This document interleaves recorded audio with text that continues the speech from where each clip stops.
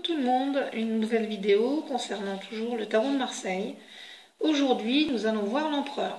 Donc je vais vous présenter deux cartes, celle de Bruno de Nice et celle du tarot de Marseille. Voilà. Donc le pape, il est comme l'impératrice, il est assis. Toujours sur quelque chose de couleur chair, sur un trône on dirait.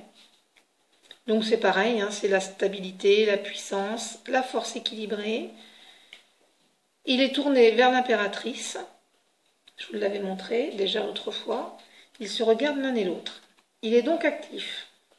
Il présente son profil gauche, donc son féminin, l'imagination. Alors, sa barbe, on voit peut-être mieux là, et ses cheveux sont blancs.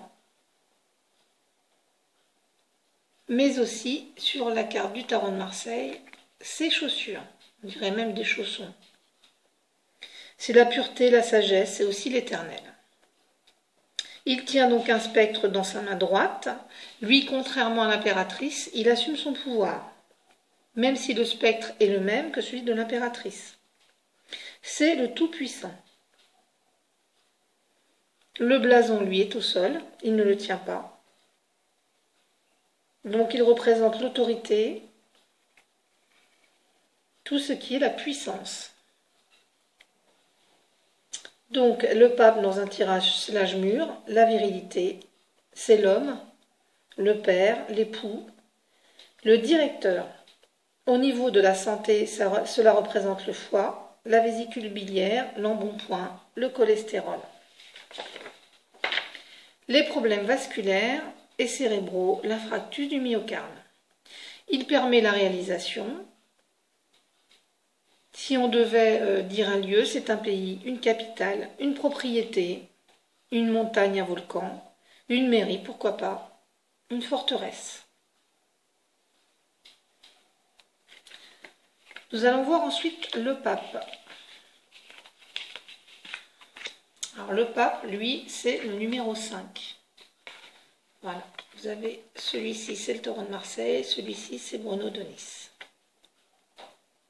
Tout aussi différent. Donc le pape, lui, il est également assis. Donc on voit pas trop sur quoi, un petit muret. Donc c'est toujours pareil comme l'empereur, c'est la force équilibrée, la stabilité, c'est un petit peu aussi la puissance. Lui regarde vers sa gauche, donc vers le passé.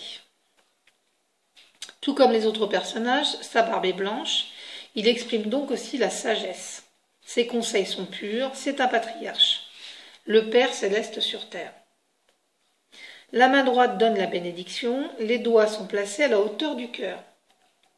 C'est la voix du cœur, il invite à la communion, l'enseignement, l'union dans l'amour.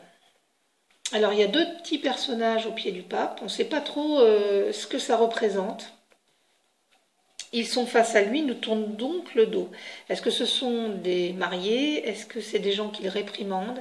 Est-ce que ce sont des enfants à qui il enseigne? Le mystère demeure. Donc le pape, c'est l'enseignement, la conciliation, le conseil, la réunion, le mariage, le contrat, mais c'est aussi le don de guérison. C'est le père spirituel, le guide, le conseiller, le confesseur, bien sûr le religieux, mais aussi l'enseignant. Au niveau de la santé, cela concerne les mains, la tête, le cœur, la respiration, la circulation du sang et les lèvres. Donc voilà, une petite vidéo très rapide pour vous présenter ces deux personnages. Une nouvelle fois, n'hésitez pas à m'envoyer vos petits commentaires et à me dire ce que vous en pensez, est-ce que ça va vous aider. Bon, j'essaye d'avancer assez vite, de faire des vidéos très courtes pour que ça soit pas trop trop prise de tête. Comme je vous l'ai dit, le meilleur moyen encore pour vous, c'est de vous habituer à regarder ces cartes et à voir ce qu'elles vous dégagent. Mais je vous fais de gros bisous à tous, à bientôt.